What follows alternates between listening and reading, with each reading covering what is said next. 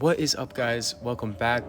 And as I said in the last video, it's max out day. I'm testing my squat and my deadlift to see if I've made any strength gains since the beginning of the macro cycle.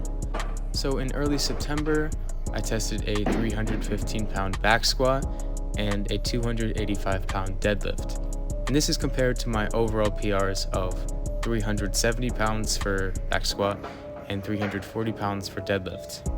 So as you can see, my numbers have gone down substantially, but at the same time, I was in the high 180s for my weight back when I tested those PRs, and right now I'm sitting in the low 160s. So I still think that my relative strength is creeping up towards where it was in the past, and my relative power has increased. So because I just recovered from the stomach bug, I wasn't concerned with reaching my overall lifetime PRs. But I was trying to beat that 315 that I set at the beginning of the macro cycle to show that I'm a stronger, fitter athlete than I was in September. Now, for the record, I'm not saying that increasing your squat means you're automatically a better athlete or you're going to jump higher, but in a properly periodized and structured plan, it's a good sign that max force capacity has gone up.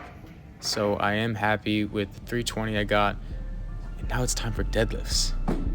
So I started with 205, that was easy, 255, decently easy, moved pretty fast, and then I got to 295.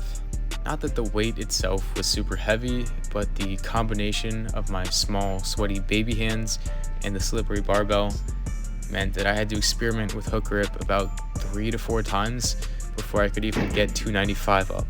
So then I was fatigued and failed 320 here because, again, I experimented around 3 to 4 times with different grips and I dropped it right here.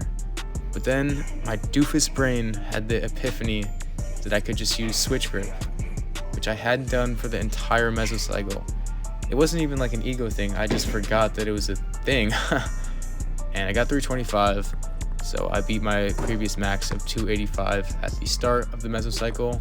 And I'm certain I could have gotten higher than 325, but after that point, I could tell that my bracing was getting pretty bad. I didn't tweak my back or anything, but I know I was getting to the point where I would start ego lifting. And it didn't help that I'd done like 10 reps of heavy deadlifts with traditional grip before I discovered the mixed grip. So my bracing and my core strength was already pretty fatigued. And this brings up an interesting point, since deadlifts have sort of a love-hate relationship in the vertical jump community. Is the risk-reward ratio too high? Is there better exercises that achieve that general concentric hinging strength stimulus without all the injury risk? I'm really curious on what you guys think, but overall, I definitely feel stronger, and I think it's going to help my vertical.